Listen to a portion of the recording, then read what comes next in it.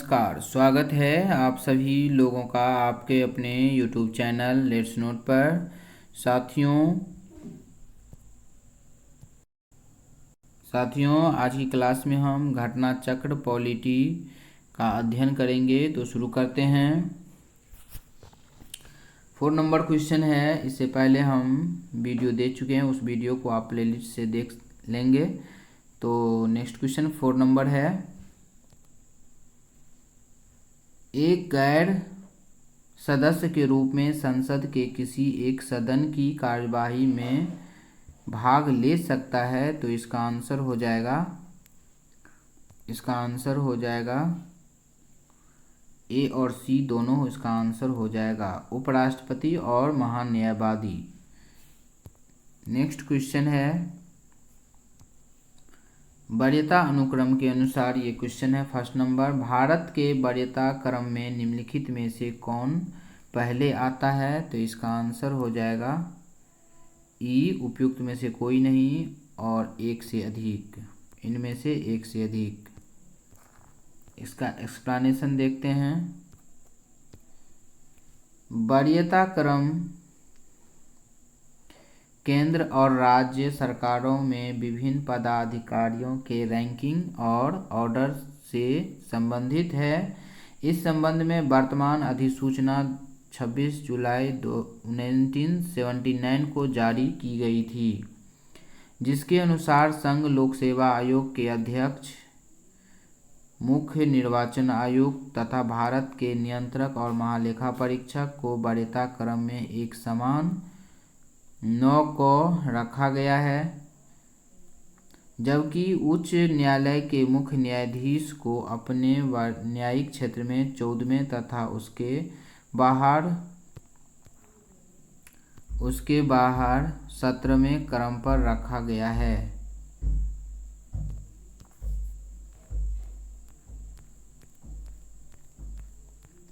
Next question, निम्नलिखित शब्दों को तार्किक तथा और सार्थक क्रम में सजाइए। तो इसका आंसर हो जाएगा सी। पहला हो जाएगा 2 राष्ट्रपति, इसके बाद हो जाएगा उपराष्ट्रपति, इसके बाद हो जाएगा प्रधानमंत्री, इसके बाद हो जाएगा अध्यक्ष, इसके बाद हो जाएगा सांसद। नेक्स्ट क्वेश्चन देखते हैं। भारतीय राजनीतिक प्रणाली में संविधान के अंतर्गत अधिकारियों के वरीयता क्रम के अनुसार राष्ट्रपति को सर्वोच्च पद प्राप्त है। इसके बाद क्रमशः उपराष्ट्रपति, प्रधानमंत्री, अध्यक्ष जो लोकसभा के होते हैं अध्यक्ष, तथा सांसदों का क्रम होता है। नेक्स्ट क्वेश्चन संसद से रिलेटेड क्वेश्चन देखते हैं और इसका लोकसभा से रिलेटेड है। लोकसभा के लिए चुनाव में निर्वाचित होने के लिए किसी व्यक्ति के लिए न्यूनतम आयु सीमा है। तो कितना? इसका आंसर हो जाएगा 25 वर्ष है। नेक्स्ट, अनुच्छेद 84 ख के अनुसार लोकसभा में निर्वाचित होने के लिए न्यूनतम आयु सीमा 25 वर्ष है तथा राज्यसभा में निर्वाचित होने के लिए न्यूनतम आयु सीमा 30 वर्ष है। नेक्स्ट क्वेश्चन चलते हैं। लोकसभा का सदस्य चुने जाने के लिए एक व्यक्ति को किस आयु से कम का नहीं होना चाहिए। तो इसका आंसर हो जाएगा सी। लोकसभा का सदस्य चुने जाने के लिए एक व्यक्ति को किस आयु से कम का नहीं होना चाहिए। तो इसका आंसर हो जाएगा सी, 25 वर्ष से कम नहीं होना चाहिए। नेक्स्ट क्वेश्चन, संसद सदस्य बनने हेतु न्यूनतम आयु क्या है। तो इसका आंसर हो जाएगा 25 वर्ष। संसद सदस्य बनने हेतु न्यूनतम आयु क्या है। तो इसका आंसर हो जाएगा 25 वर्ष। नेक्स्ट क्वेश्चन, लोकसभा सदस्य, राज्यसभा सदस्य और राष्ट्रपति बनने के लिए न्यूनतम आयु क्या होनी चाहिए। तो इसका आंसर हो जाएगा 25 वर्ष, 30 वर्ष और 35 वर्ष होनी चाहिए। लोकसभा के सदस्य, राज्यसभा के सदस्य और राष्ट्रपति बनने के लिए न्यूनतम आयु क्या होनी चाहिए। तो इसका आंसर हो जाएगा 25 वर्ष, 30 वर्ष और 35 वर्ष होनी चाहिए। नेक्स्ट क्वेश्चन है, संविधान के अनुच्छेद 58 एक ख के तहत राष्ट्रपति पद के लिए न्यूनतम उम्र 35 वर्ष तथा अनुच्छेद 84 ख के तहत लोकसभा और राज्यसभा सदस्य के लिए न्यूनतम उम्र क्रमशः 25 वर्ष और 35 वर्ष है।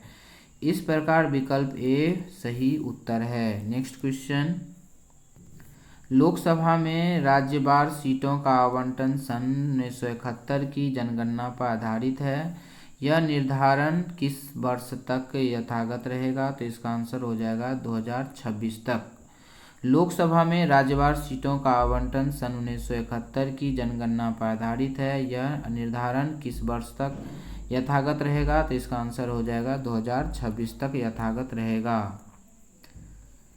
संविधान के 84वें संशोधन अधिनियम 2000 द्वारा अनुच्छेद 81(3) के प्रयुक्त में संशोधन करके वर्ष 2000 के स्थान पर लोकसभा में राज्यवार सीटों के आवंटन का निर्धारण वर्ष 2026 तक संशोधित किया गया है।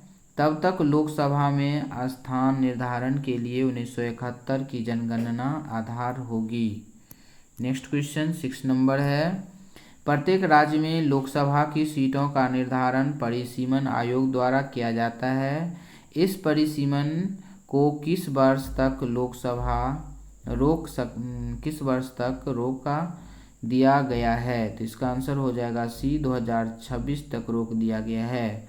प्रत्येक राज्य में लोकसभा की सीटों का निर्धारण परिसीमन आयोग द्वारा किया जाता है। इस परिसीमन को किस वर्ष तक रोक दिया गया है? तो इसका आंसर हो जाएगा 2026 तक रोक दिया गया है। नेक्स्ट क्वेश्चन है, वर्तमान लोकसभा में प्रत्येक राज्य के लिए स्थानों का आवंटन आधारित है। तो इसका आंसर हो जाएगा सी, 1971 की जनगणना पर। वर्तमान लोकसभा में प्रत्येक राज्य के लिए स्थानों का आवंटन आधारित है। तो इसका आंसर हो जाएगा 1971 की जनगणना पर। नेक्स्ट क्वेश्चन, वर्तमान लोकसभा में प्रत्येक राज्य के लिए स्थानों का आवंटन 1971 की जनगणना पर आधारित है। अब नेक्स्ट 8 नंबर क्वेश्चन देखते हैं, लोकसभा में आंग्ल भारतीय समुदाय के सदस्य मनोनीत करने की शक्ति किसके पास है? तो इसका आंसर हो जाएगा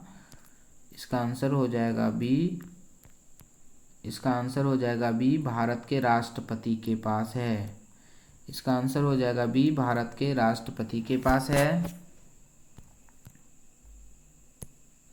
भारत के प्रश्नकाल के अनुच्छेद 331 के अनुसार लोकसभा में आंग्ल भारतीय सदस्यों के समुदाय के सदस्यों को मनोनीत करने की शक्ति राष्ट्रपति के पास थी। राष्ट्रपति अधिकतम 2 सदस्यों को नामित कर सकता था।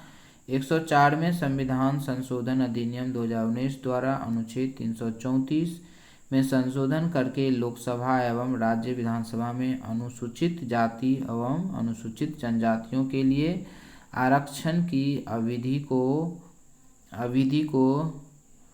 70 वर्ष तक से बढ़ाकर 80 वर्ष किया गया है, परंतु आंग्ल भारतीय सदस्यों को मनोनयन की व्यवस्था को निष्प्रभावी कर दिया गया है। अब नेक्स्ट क्वेश्चन चलते हैं, लोकसभा को उसके कार्यकाल की समाप्ति के पूर्व ही भंग किया जा सकता है। तो इसका आंसर हो जाएगा सी, राष्ट्रपति द्वारा मंत्रिपरिषद की सलाह पर। लोकसभा को उसके कार्यकाल की समाप्ति के पूर्व ही भंग किया जा सकता है, तो राष्ट्रपति द्वारा मंत्रिपरिषद की सलाह पर भंग किया जा सकता है। नेक्स्ट इसका एक्सप्लेनेशन देखते हैं, अनुच्छेद 85(2) ख के अनुसार लोकसभा के कार्यकाल पूरा होने से पहले भंग किया जा सकता है। ऐसा प्रधानमंत्री मंत्रिपरिषद की सिफारिश पर राष्ट्रपति द्वारा किया जा सकता है। हालांकि यदि मंत्रिपरिषद ने लोकसभा में बहुमत खो दिया है तो ऐसी मंत्रिपरिषद की सलाह पर लोकसभा को समय पूर्व भंग करने की बजाय राष्ट्रपति नई सरकार बन सकने की संभावना के संदर्भ में स्वविवेक का प्रयोग भी कर सकता है। नेक्स्ट क्वेश्चन, लोकसभा को कार्यकाल पूरा होने के पहले भंग किया जा सकता है। तो इसका आंसर हो जाएगा डी, मंत्रिपरिषद की सिफारिश पर राष्ट्रपति द्वारा। लोकसभा को कार्यकाल पूरा होने के पहले भंग किया जा सकता है, तो इसका आंसर हो जाएगा मंत्रिपरिषद की सिफारिश पर राष्ट्रपति द्वारा। नेक्स्ट क्वेश्चन, लोकसभा में सामान्यतः कितने सत्र होते हैं, तो इसका आंसर हो जाएगा 3 सत्र होते हैं। लोकसभा में सामान्यतः कितने सत्र होते हैं, तो इसका आंसर हो जाएगा 3 सत्र होते हैं। नेक्स्ट क्वेश्चन, भारत के संविधान के अनुच्छेद 85 में संसद के सत्र, सत्रावसान और विघटन का प्रावधान है। इसके अंतर्गत राष्ट्रपति को संसद के प्रत्येक सदन का समय पर सत्र बुलाने की शक्ति दी गई है, परंतु राष्ट्रपति द्वारा संसद का सत्र इस प्रकार बुलाया जाना चाहिए कि एक सत्र की अंतिम बैठक और आगामी सत्र की प्रथम बैठक के मध्य 6 माह से अधिक का अंतर न हो। दूसरे शब्दों में एक वर्ष में संसद का कम से कम 2 सत्र बुलाया जाना चाहिए। वैसे भारत में लोकसभा के एक वर्ष में सामान्यतः 3 सत्र बुलाए जाते हैं। उसमें होता है पहला नंबर में बजट सत्र, फरवरी और मई में होता है। मानसून सत्र जो जुलाई और अगस्त में होता है, और शीतकालीन सत्र जो नवंबर दिसंबर में होता है। लोकसभा के कम से कम कितने सदस्य बुलाए जाते हैं, कितने सत्र बुलाए जाते हैं, तो इसका आंसर हो जाएगा बी, 2 बार बुलाए जाते हैं। नेक्स्ट क्वेश्चन, संसद के 2 सत्रों के बीच आधिकारिक अंतराल होना चाहिए, तो इसका आंसर हो जाएगा बी, 6 महीने का अंतर होना चाहिए। संसद के दोनों सत्रों के बीच अधिकाधिक अंतराल होना चाहिए, तो इसका आंसर हो जाएगा 6 महीने का अंतर होना चाहिए। नेक्स्ट क्वेश्चन, कौन सा राज्य सबसे अधिक प्रतिनिधि लोकसभा में भेजता है, तो इसका आंसर हो जाएगा डी, उत्तर प्रदेश। कौन सा राज्य सबसे अधिक प्रतिनिधि लोकसभा में भेजता है, तो इसका आंसर हो जाएगा डी, उत्तर प्रदेश भेजता है। उत्तर प्रदेश लोकसभा में सर्वाधिक प्रतिनिधि भेजता है। विकल्प में दिए गए राज्यों को लोकसभा में सदस्यों की संख्या इस प्रकार है। बिहार से 40 लोकसभा में सीट हैं, मध्य प्रदेश 28 सीट हैं, और पश्चिम बंगाल 42 सीट हैं, उत्तर प्रदेश 80 सीट हैं। नेक्स्ट क्वेश्चन, जहां तक लोकसभा में प्रतिनिधित्व का प्रश्न है, कौन से राज्य दूसरे या तीसरे दर्जे पर हैं, तो इसका आंसर हो जाएगा ए, बिहार और महाराष्ट्र। जहां तक लोकसभा में प्रतिनिधित्व का प्रश्न है, कौन से राज्य दूसरे और तीसरे दर्जे पर हैं, तो इसका आंसर हो जाएगा दूसरा पर बिहार है और तीसरा पर महाराष्ट्र है। नेक्स्ट क्वेश्चन, प्रश्नकाल के समय 3 नए राज्य नहीं बने थे। इस समय बिहार में लोकसभा सीटों की संख्या 54 तथा महाराष्ट्र में 58 थी। वर्ष 2000 में 3 नए राज्यों के गठन के साथ संख्या में परिवर्तन आया। अब स्थिति इस प्रकार है, लोकसभा में प्रथम स्थान यूपी का है, उत्तर प्रदेश का है जो 80 सीट है वहाँ पे। द्वितीय स्थान महाराष्ट्र का है जो 48 सीट पे है, और तीसरे स्थान पे पश्चिम बंगाल है जो 42 सीट है, और मध्य प्रदेश 29 सीट, तमिलनाडु 39 सीट और बिहार 40 सीट है। नेक्स्ट क्वेश्चन है, लोकसभा चुनाव का कोई प्रत्याशी अपनी जमानत खो देता है, यदि उसे प्राप्त न हो सके, तो इसका आंसर हो जाएगा उपयुक्त में से कोई नहीं। लोकसभा चुनाव में यदि कोई प्रत्याशी वैध मतों का 106 भाग प्राप्त नहीं कर पाता है, तब उस उम्मीदवार की जमानत राशि जब्त हो जाती है, अर्थात यह अपनी जमानत खो बैठता है। नेक्स्ट क्वेश्चन है, लोकसभा का पहला आम चुनाव कब हुआ था, तो इसका आंसर हो जाएगा बी, 1952 में हुआ था। लोकसभा का पहला आम चुनाव कब हुआ था, तो इसका आंसर हो जाएगा बी, 1952 में हुआ था। लोकसभा का प्रथम आम चुनाव 25 अक्टूबर 1951 से 21 फरवरी 1952 के मध्य हुआ था। यह चुनाव कुल 489 सीटों के लिए हुआ था। लोकसभा का प्रथम अधिवेशन 13 मई 1952 को हुआ था। 9वीं लोकसभा कब भंग की गई? तो इसका आंसर हो जाएगा ए, 1991 में भंग की गई। नेक्स्ट क्वेश्चन, 9वीं लोकसभा का गठन 2 दिसंबर 1989 को हुआ था। और यह 13 मार्च 1991 को भंग की गई। भारत में 12वीं लोकसभा के लिए निर्वाचन हुए थे, तो डी इसका आंसर हो जाएगा, फरवरी 1998 में हुए थे। 12वीं लोकसभा के लिए निर्वाचन फरवरी 1998 में हुआ था। 12वीं लोकसभा का गठन 10 मार्च 1998 को हुआ और इसका विघटन 26 अप्रैल 1999 को हुआ था। Thank you for watching. Video देखने के लिए धन्यवाद। आपको ये वीडियो अच्छा लगा है तो प्लीज़ लाइक और सब्सक्राइब अवश्य कर देंगे। Thank you.